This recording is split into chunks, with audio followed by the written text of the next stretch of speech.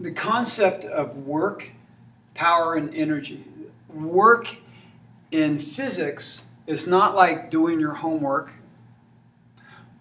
Instead, we're specifically talking about mechanical work, mechanical energy. Mechanical energy such as kinetic energy, potential energy, those types of mechanical energies. Work in physics is the process of transferring energy from one system to another by applying a force. Work is an energy transfer mechanism. It's a means by which we transfer energy. So work, which uses an uppercase W, not that it really looks any different the way I do it, but it uses an uppercase W, is the mechanism by which we transfer energy by applying a force. So let's say that you want to push this box across the floor. Let's say you want to move it.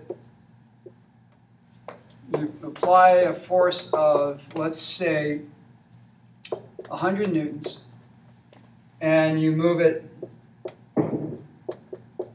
10 meters. As you push on that box, you're using up some of your energy. You are doing work on the box. Where's your energy level? Where's your energy going? Your energy is going down, right? Your energy is going into the box as the box slides along. The box is gaining energy. You're using up energy. You have transferred energy into the box. Again, the means by which you transfer the energy, we call that work. So if we were to graph that, so there's your applied force in newtons and the displacement in meters. And it slides, let me see, what did I say, 100 newtons? Put it right there. 100 newtons. And it slides, what did I say, 10 meters.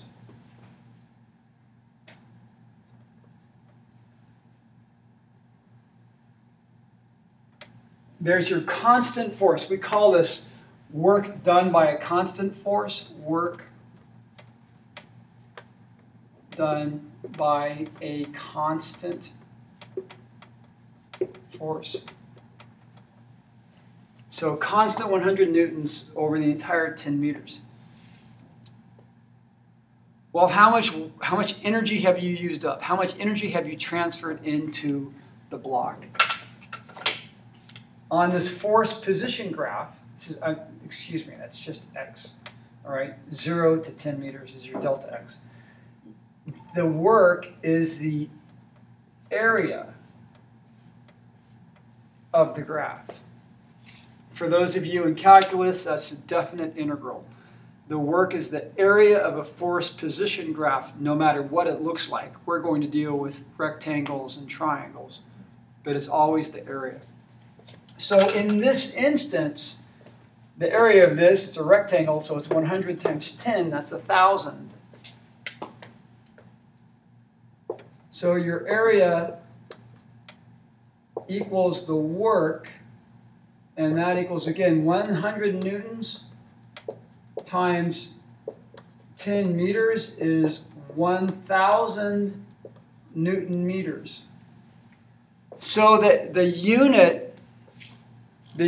for work is a Newton meter, which we've named after a dead English scientist by the name of Joule. You've probably heard of that from chemistry, measuring energy in joules. So the work done is 1,000 joules in this case.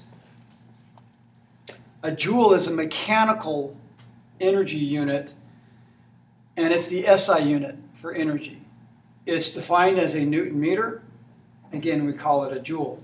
So the equation for calculating work done by a constant force, it is the force times either the distance or displacement. It depends on the type of force you're talking about. But force times displacement times, this is where this gets a little confusing, the cosine of the angle between these two vectors. This angle theta is the angle between these two vectors. If I'm applying my 100 newtons to the right and it slides to the right, the angle is 0 and the cosine of 0 is 1. If as I apply the force to the right and it slides to the right and there's friction acting against it, the work done by friction, well, friction's acting to the left as it goes to the right, that's an angle of 180 degrees. The cosine of 180 degrees is -1. Friction does negative work. It takes energy out of the system. So again, the idea of work is the transfer of energy from one system into another by virtue of applying a force over a distance.